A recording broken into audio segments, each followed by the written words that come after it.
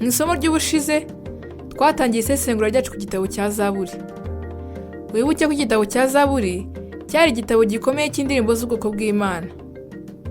Reka twakire umwigisha wacu rero mu gihe tugiye kwiga iki gitabo cy'indirimbo.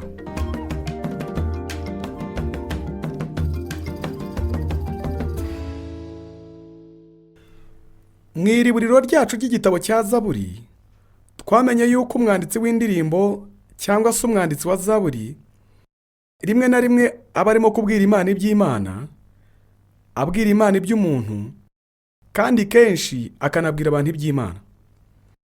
Ubu ni ubundi buryo bwo kukubwira ko umwanditsi wa Zaburi rimwe na rimwe aba arimo kugaragaza guhimbaza kwe, ko rimwe na rimwe aba arimo gusenga, kandi hakabaho n'ibihe ubwo umwanditsi wa Zaburi aba arimo kubwiriza. Ndagira ngo nkwibutse ko hari inyigisho zitandukanye zigaragara muri Zaburi zose.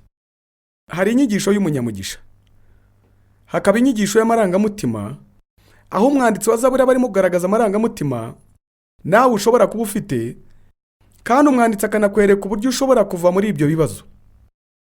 Hanyuma hakaza Zaburi zo kuramya, aho umwanditsi wa Zaburi aba atarimo kuramya gusa, ahubwo aba arimo kudushishikariza kuramya, ndetse akanatwereka n'uburyo bwiza bwo kuramyamo. Twanabonye ko hari na Zaburi z'ubuhanuzi, aho umwanditsi wa Zaburi ahanura kuza kwa mbere n'ukwa kabiri kwa Yesu Kristo. Zaburi z'umunyamugisha kenshi ziba ari ubutumwa, izo Zaburi z'amarangamutima kenshi ziba ziganjemo amasengesho, hanyuma n'izo Zaburi zindi zihimbaza ziba zibwira Imana iby'Imana, ziba ari Zaburi zo kuramya. Zaburi ya 23 ni imwe muri Zaburi z'umuntu uhiriwe. Zaburi ya 23 ni imvugo y'intama. Muri Zaburi ya 23 ukwiriye gushushanya agatama karimo kurungurukira mu ruzitiro, kabwira izindi ntama zinanutse ndetse zirwaye. Karimo kubwira izo ntama zindi zisa nabi zigunze zenda gupfa, kazibwira umwungeri ukitaho. Intama irimo kuvugwa muri Zaburi ya 23 irimo kuzibwira iti, Uwiteka niwe mwungeri wanjye. Muri Zaburi z'umuntu w'umunyamugisha, umunyamugisha ntasobanurwa mu buryo bw'imigisha ye cyangwa ubunyamugisha bwe, ariko iteka uhorana urufunguzo rw'iyo migisha. Imigisha y'umugisha ntabwo ari impanuka, cyangwa ngo ayigire kubw'impanuka, ahubwo ni ingaruka. Muri Zaburi ya 23 urufunguzo rw'imigisha yose y'umunyamugisha: ubwatsi bubisi, amazi adasuma, igikombe cye gisesekara, ni umubano we n'Uwiteka, ari byo bisobanurwa n'aya magambo: Uwiteka niwe mwungeri wanjye. Muri iri jambo ritangira, Dawidi arimo kutubwira ko Imana ikunda kugirana umubano n'abantu, kandi ko afitanye umubano n'Imana ye ukomeye. Mu isezerano rya kera twabwiwe ko Imana igirana umubano n'abantu muri aya magambo meza agira ati, Uwiteka niwe mwungeri wanjye. Mu isezerano rishya tubwirwa ko Imana ikunda umubano n'abantu, ubwo Yesu atubwira ko tugomba kwita Imana Data. Tukabwirwa nanone mu isezerano rya kera ko iyo twuzuye umwuka wera, kimwe mu bimenyetso by'uko twuzuye umwuka wera ari uko dutakamba tuti, Aba Data. Mu rurimi Bibiliya yanditswemo, ijambo ryakoreshejwe hano ni Aba, ari byo bisobanuye ngo Data. Dushobora kugirana umubano ukomeye cyane n'Imana, ku buryo dushobora kwita Imana ngo Data. Izi ngero z'umwungeri na Data ziratubwira ko Imana ikunda umubano, kandi ko yifuza kugirana umubano natwe. Iyo uvuze iyi nteruro, Uwiteka niwe mwungeri wanjye, waba uvuze ubutumwa bwinshi cyane butandukanye uramutse wibanze kuri buri jambo riri mu nteruro yose. Urugero, iyo uvuze uti Uwiteka niwe mwungeri wanjye, ibyo bihishura ukuri gukomeye n'ubusobanuro bukomeye. Urugero, iyo uvuze uti anjyana iruhande rw'amazi adasuma, ibyo ntibisobanuye amahoro n'ituze gusa. Intama ntishobora kunywa amazi keretse ari uko ayo mazi asa neza cyane kandi atekanye, bitari ibyo amazi ashobora kujya mu mazuru y'intama keretse iyo adasuma. nuko rero kuvuga ko umwungeri ajyana intama iruhande rw'amazi adasuma bisobanuye ko Imana itujyana ahantu hadukwiriye. Ese wari wigera ushyirwa hasi n'Imana ari uko yagukubitishije uburwayi cyangwa se icyo witaga icyago, ariko wajya gusanga ugasanga ahubwo yakuryamishaga mu cyanya cy'ubwatsi bubisi kugira ngo ikuyobore ku mazi agukwiriye? Mu myaka yashize nari nzi umushumba mwiza wasezeye ku kazi k'ubushumba mu itorero rinini cyane abitewe n'ikibazo cy'uburwayi. Ubusanzwe yari azi ko byari icyago gikomeye. Ashaka kugenzura neza ubutumire butandukanye yagendaga abona buva mu matorero atandukanye meza yashakaga ko ayashumba, ariko mbere yagombaga kubanza kumenya icyamuteraga ubwo burwayi. Mu gihe cyo kumusuzuma bamutera umuti wo kugira ngo bamusinzirize, byamuteye kuribwa umutwe cyane kumara ibyumweru 10. Ntiyashoboraga kwegura umutwe ku gitanda cye. Iyo yageragezaga kwegura umutwe gato yumvaga agiye nko kuva amaraso mu bwonko, nuko rero bigatuma asubiza umutwe hasi. Muri ibyo byumweru 10 ntiyashoboraga kuba yasura ya matorero yose yifuzaga gusura. Igihe yari amerewe nabi adashoboye kugira hajya na hamwe, haza abantu iwe baje kumusura bavuye mu mujyi wabo aho ngaho. Bamubaza niba yakwemera gukora n'itorero ryari ririmo gutangira muri uwo mujyi. Hamwe n'umufasha we bari baratekereje ku kuntu bazatangira itorero muri uwo mujyi, maze bemera badashidikanyije na gato uwo muhamagaro. Nyuma y'umwaka abakuru b'itorero bemeza yuko agomba kujya mu bitaro byihariye bakongera bakamusuzuma. Abaganga bahi wabo bari baramubwiye yuko arimo kunanirwa cyane abiterwa no gukora cyane cyangwa se akazi kenshi.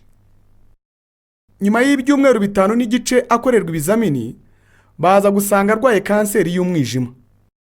Abaganga benshi bamuhamagaye mu biro byabo bashaka kumuha ibisubizo bye by'ibyumweru bari bamaze bamusuzuma. Abaganga bashakaga kumubwira iby'iyo kanseri, maze baravuga bati, reka tukubwire kuri kanseri y'umwijima. Mu bindi bintu byinshi bamubwiyemo n'iki: ntabwo washobora gukora akazi kenshi ubu ngubu. Ugomba gutangira kwiga gukora akazi gakeya kandi ukagakora neza. Ugomba gutura mu mujyi muto kandi ugashumba n'urusengero rutoya. Abaganga bamugira inama y'urusengero yashumba, maze bamaze kumubwira ibyo agomba gukora aravuga ati, muganga, mpamaze umwaka wose. Imana yari yaramuryamishije hasi maze imujyana iruhande rw'amazi adasuma. Imana yari yaramuyoboye ku mazi adasuma amukwiriye koko. Ese hari ikintu nk'icyo cyari cyakubaho? Icyo ni cy'amazi adasuma asobanuye. Reka mvuge ku mwungeri agarura intama.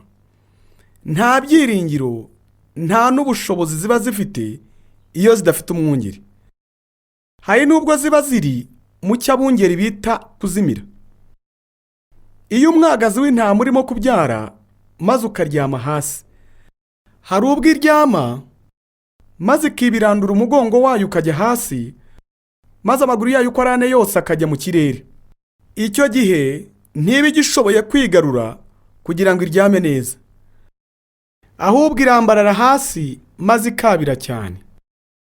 Maze izindi ntama zose zikaza zikayizenguruka nazo zikabira cyane, ariko ntihagire n'imwe yagira icyo yayifasha. Iyo umwungeri atamenya ikibazo cy'iyo ntama mu masaha nk'atatu cyangwa 4, hari ubwo ya ntama yapfa. Iyo umwungeri atari kumwe n'umukumbi mu gihe cy'amasaha 6 cyangwa 8, iyo ntama irapfa. Iyo umwungeri abyukije ya ntama yari yaguye akayihagarika, uko niko gusanwa cyangwa gusubizwamo imbaraga. Ese wari wigera wumva umeze nk'uwazimiye? Wari wabyuka umunsi umwe maze ukumva amaguru yabasa nk'amanitse mu kirere, udashoboye kugira ikintu wakora uretse kurira cyane ukaboroga nk'intama? Iyo byutse wumva umeze utyo, ukwiriye gusenga uti, Mana ntabara, kuko nutampagurutsa nta byiringiro bindi mfite muri iyi si. Ubwo buryo bwo gutabarwa nibwo busobanuro bwa mbere bw'ijambo agakiza. Ijambo agakiza rivuze kimwe n'ijambo gutabarwa. Umenya ubusobanuro bw'ijambo agakiza iyo bibaye ngombwa ko usenga uti Mana ntabara, kuko nutantabara nta bundi butabazi mfite. Ngwino unkize kuko ntashoboye kwikiza ubwanjye. Ubusobanuro bw'iryo sengesho bukubiye muri iyi shusho nziza y'umwungeri arimo gutabara intama ye. Ni iby'ingenzi cyane gusobanukirwa ibyo Zaburi ya 23 irimo kuvuga. Nyuma yo gusesengura Zaburi ya 23, ugomba kwibaza ibi bibazo. Ese nige munyamugisha waba urimo kuvugwa muri iyi Zaburi? Ese wakwibuka igihe Uwiteka yaje mu buzima bwawe maze akakuryamisha hasi? Ese ushobora kwibuka ubwo Uwiteka yakuberaga umwungeri maze nawe ukamubera intama? Ese haba hari ibihe waba waratabawe? Birashoboka cyane yuko wabona igisubizo muri Zaburi ya 23. Nigeze kumva umuntu avuga mu myaka yashize ati, gerageza ufate Zaburi ya 23 mu mutwe maze ujye uyisubiramo byibuze 3 ku munsi kumara ukwezi. Bizahindura ubuzima bwawe. Mfite ibyanditswe 3 bikomeye cyane mu buzima bwanjye. Kimwe muri byo ni Zaburi ya 23, ikindi ni isengesho ry'umwami, hanyuma ikindi ni igice cya 4 cy'Abafilipi. Ibi byanditswe ndabihorana. Nabifashe mu mutwe, kandi mu ijoro iyo mbuze ibitotsi, aho kubara intama mu mutwe wanjye, mpita mba intama maze ngahimbariza muri Zaburi ya 23. Kuko kubw'ubuntu bw'Imana mba nzi yuko ari we mwungeri wanjye, ndamiriza Imana muri iyi Zaburi yose ngira nti, Data, urakoze cyane kubwo kumbera umwungeri. Warakoze kubw'uriya munsi wandyamishije hasi. Urakoze kubwo kunyobora ku mazi adasuma, aho hantu hankwiriye.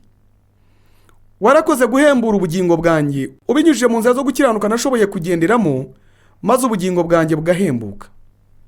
Urakoze kubwo guhumurizwa mpabwa n'inkoni yawe, aribwo buryo bwawe bwo kundinda, hamwe n'inshyimbo yawe, aribwo buryo bwawe bwo kunyobora, ndetse no kumpa ibyo nkeneye byose. Urakoze kubwo gukomera numva mfite hagati y'ibibazo byinshi cyane bingose. Uzantunganyiriza ameza kandi uzampa ibyo nkeneye. Urakoze kubwo kureba kure ibi bimpa, atari iby'uyu munsi gusa, ahubwo n'ejo ndetse n'iminsi yo kubaho kwanjye kose kugeza no mu bihe bidashira. Urakoze kubwo kwizera mfite mu mutima wanjye, kuko uri umwungeri wanjye. Buri munsi w'ubuzima bwanjye uzaba wuzuye ineza. Urakoze kubw'ineza n'imbabazi bimporaho ndetse no kugeza iteka ryose. Urakoze kubw'ibyiringiro mfite by'uko kubw'imbabazi zawe zinyima ibyo ngomba, nzahorana nawe no mu buzima budashira.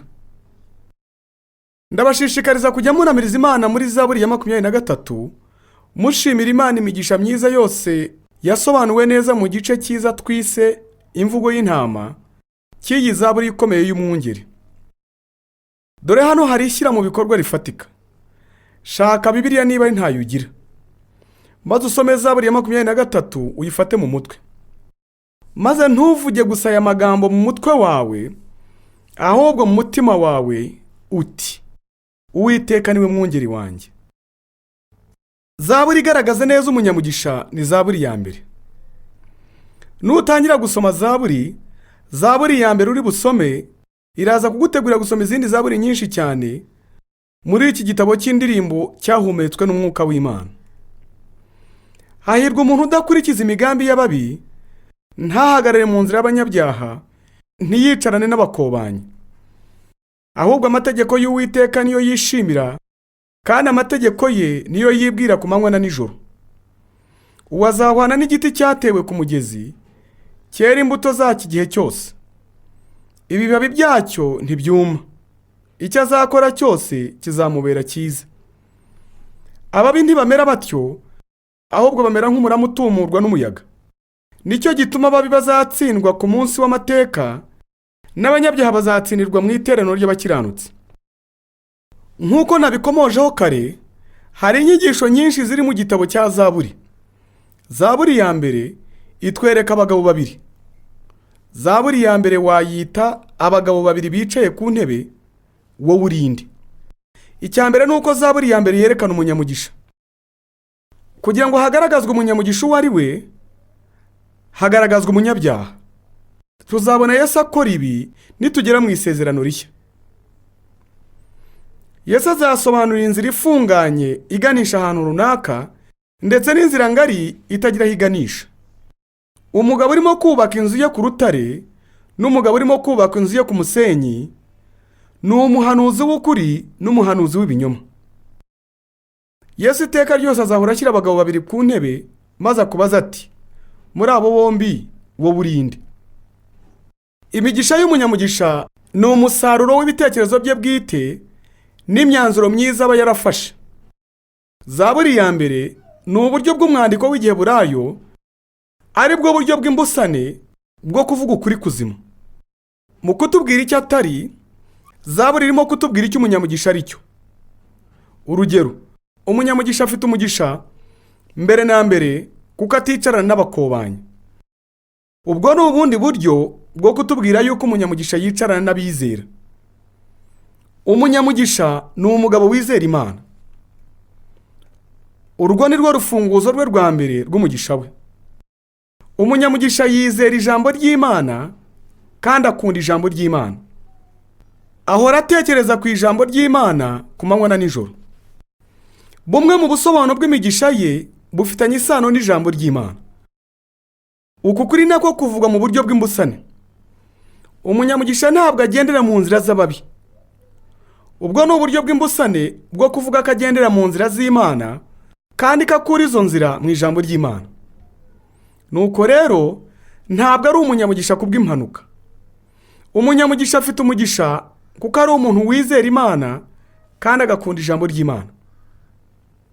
Umunyamugisha afite umugisha kuko akunda ijambo ry'Imana, atekereza ku ijambo ry'Imana kandi ko yumvira ijambo ry'Imana.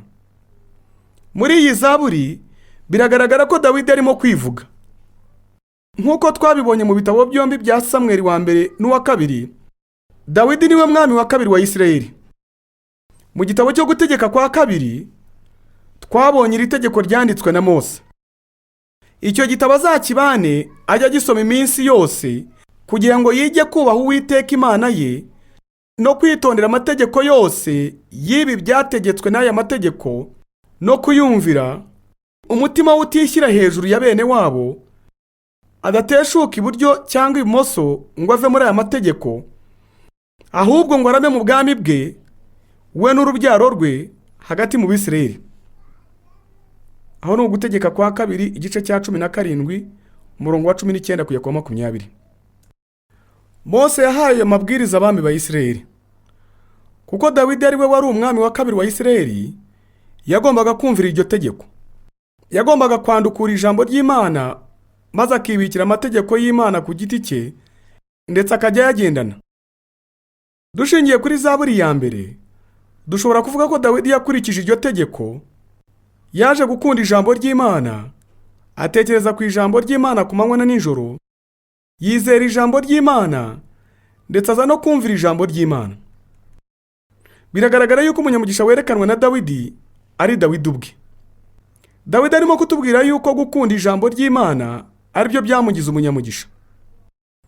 Nyuma yo gusobanura ibyemezo byamugize umunyamugisha, Dawidi atangira gutondagura imigisha y'umunyamugisha. Umugisha wa mbere ni ugukomera. Umunyamugisha ni igiti giteye hafi y'umugezi, aho ubutaka butoshye, kandi imizi y'icyo giti ikaba igera ikuzimu.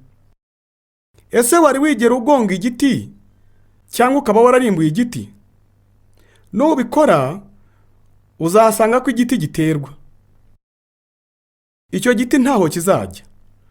Tekereza igiti kinini gifite imizi miremire cyane kandi itambitse muri metero nyinshi mu byerekezo byose. Ubwo uzasobanukirwa impamvu igiti ari urugero rwiza rwo gukomera. Yesu yasobanuye ku gukomera ubwo yavugaga ati, umuntu wese uzumva ijambo ryanjye kandi akumvira amategeko yanjye ameze nk'umuntu wubatse inzu ye ku rutare rukomeye, no mu gihe cy'umuhengeri iyo nzu ntabwo yigeze igwa kuko yubatswe ku rutare, yari ikomeye. Undi mugisha w'umunyamugisha dushobora kuwita uburumbuke. umunyamugisha atanga umusaruro. Nkunda ukuntu Dawidi asobanura kwera k'umunyamugisha.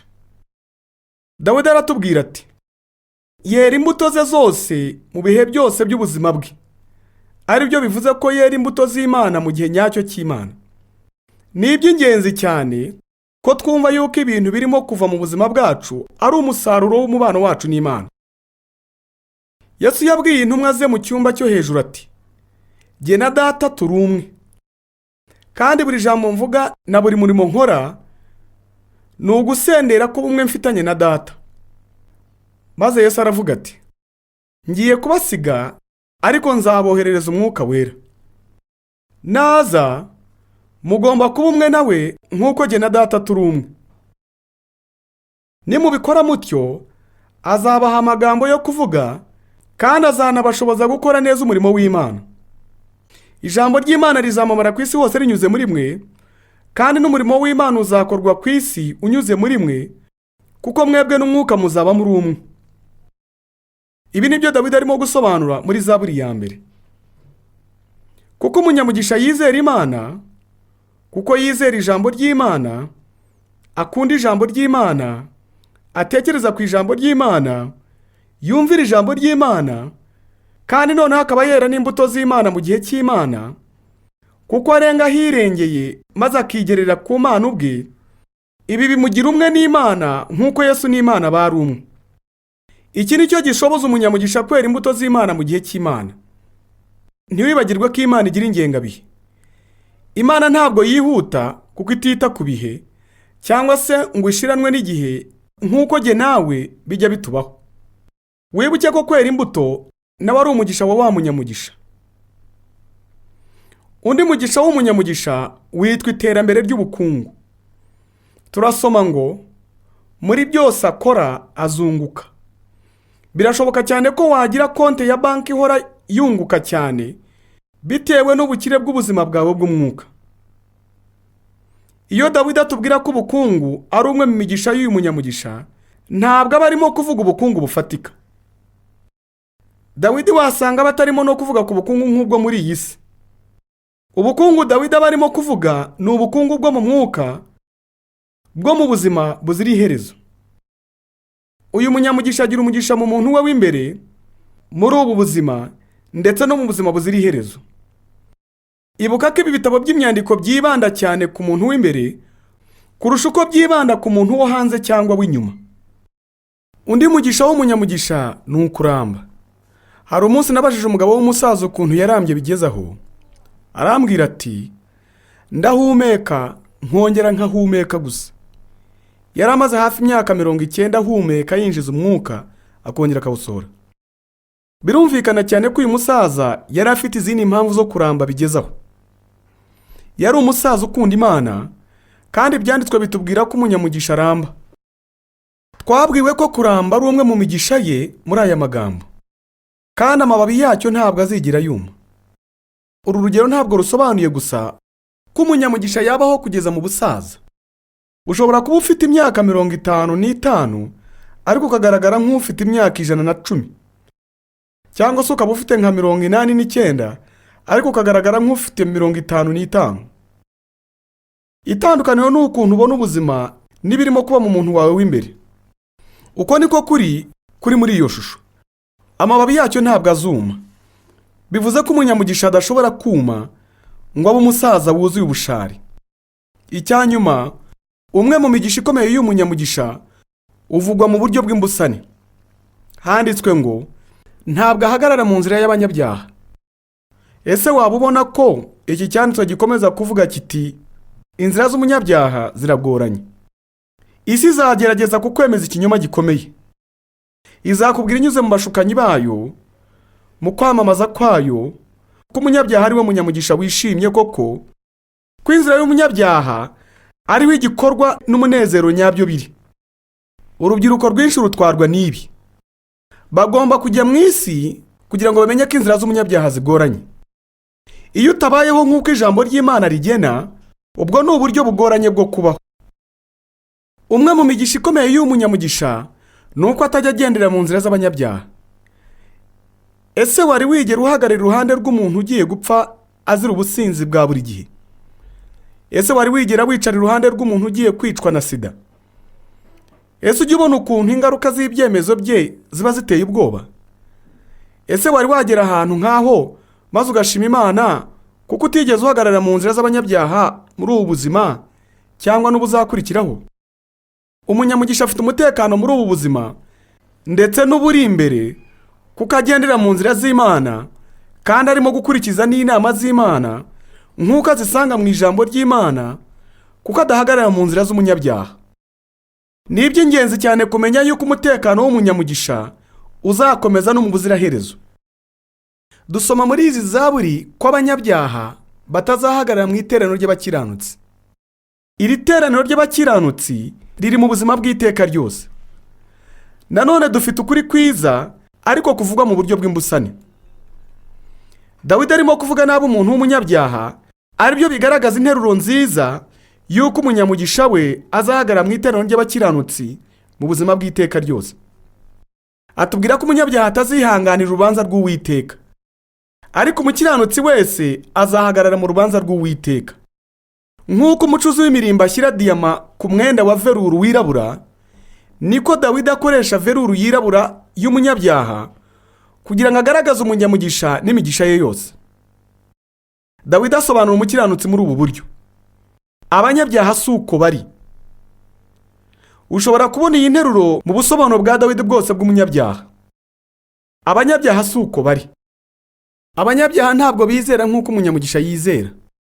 Abanyabyaha ntabwo bizera ijambo ry'Imana, ntabwo bakunda ijambo ry'Imana, ntabwo batekereza ku ijambo ry'Imana amanywa na nijoro, ntabwo bumvira ijambo ry'Imana, maze bitewe n'ibyo ntibagire gukomera, ntibere imbuto, ntibatere imbere, ntibarambe cyangwa ngo bagire umutekano.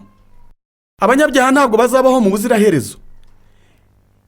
Nitujya gutandukanya umunyamugisha n'umunyabyaha, tugomba gusobanukirwa umunyamugisha. Tukibaza tuti, ese ni iki kimutera kuba umunyamugisha? Hari ibisubizo byinshi bisobanutse by'icyo kibazo. Ese imigisha y'umunyamugisha ni iyihe? Muri iyi zaburi, imigisha yitondagurwa neza kandi usanga ko imigisha ye ari ingaruka z'amahitamo ye. Nk'uko nari nabivuze, iyi zaburi ya mbere ni zaburi dusobanura uko zaburi zose z'umunyamugisha zigomba kumera. Nyinshi muri zaburi ni zaburi z'umunyamugisha kandi zose zigomba gukurikiza urugero rwa zaburi ya mbere. Zaburi ya 23 igaragaza ishusho nziza y'umwungeri cyangwa umushumba, ariko nanone zaburi ya 23 itubwira ko atari buri muntu wese ari umunyamugisha. Ahubwo abanyamugisha gusa nibo bonyine bashobora kuvuga bati, Uwiteka niwe mwungeri wanjye. Iyo umuntu abaye umunyamugisha kubw'ubuntu bw'Imana, ntabwo ahora mu gihe aho Imana iba igomba kumuha umugisha, kuko atemera ndetse ntiyature gusa ko ari intama. Nk'uko twabibonye, hari igihe yimura Imana maze akiyimika, maze agakora nk'aho ari we mwungeri, maze Imana umwungeri akakwa inshingano zose zo kumuragira, kumuha ibyo akeneye. Ibi biteza ibibazo. Nuko rero urabona ko ugomba kuzuza ibyangombwa cyangwa ibisabwa kugira ngo ubone imigisha y'umunyamugisha. Iyo ugeze muri izi zaburi z'umunyamugisha, yaba ari zaburi ya mbere cyangwa ya 23 cyangwa se ari izindi zaburi tuzareba, ikibazo gikomeye ni iki: mu bagabo babiri bicaye ku ntebe, wowe uri uwuhe? Kubwo buntu bw'Imana, ese waba uri umunyamugisha? Ese wicara mu ntebe y'umuntu wizera Imana? Ese wizera ijambo ry'Imana? Ese ukunda ijambo ry'Imana? Ese utekereza ku ijambo ry'Imana ku manywa na nijoro? Ese wumvira ijambo ry'Imana? Ese ugendera mu nama z'Imana usanga mu ijambo ry'Imana? Nk'uko tubisanga muri zaburi ya mbere, urwo ni rwo rufunguzo rw'imigisha y'umunyamugisha. Niba utizera, ntukunde, ntunatekereze, ntunumvire ijambo ry'Imana, ntabwo ukwiriye guhabwa iyo migisha. Ntabwo ugomba kubona imigisha y'umunyamugisha. Ukuri gutangaje kuvuga ku munyabyaha kugaragazwa mu magambo abiri ya nyuma yo muri zaburi ya mbere, aho tubwirwa yuko umunyabyaha azarimbuka. tekereza cyane kuri zaburi ya mbere maze wibaze iki kibazo: ese naba ndi umunyamugisha? Niba utari umunyamugisha, ushobora kuba umugore cyangwa se umugabo w'umunyamugisha. Ntuzibukire amahitamo yawe. Imana irashaka kuguha umugisha, ikaguteza imbere, ikagukomeza, ikaguha kwera imbuto n'ubukungu mu buzima bwawe. Izere Imana, wizere ijambo ryayo, ukunde ijambo ryayo, utekereze ku ijambo ryayo, kandi unumvire ijambo ryayo. Murakoze cyane kubwo guhigwa n'ijambo ry'Imana. Haracyari byinshi cyane Imana ishaka ko twiga. Nk'abayoboke bayo, itwifuriza ibyiza cyane, kandi kugira ngo tugerweho n'ibyo byiza, tugomba kuyiranya mu kuri no mu mwuka, twizeye ijambo ryayo, dukunze ijambo ryayo, kandi twumvira ijambo ryayo. Turabashimiye kuba mwabaye abanyeshuri beza b'abizerwa. Turizera ko muri buri somo mugenda murushaho gukomera no gukura mu mwuka, hamwe no kugerwaho n'ibyiza ibategurira. Imana ibahe umugisha.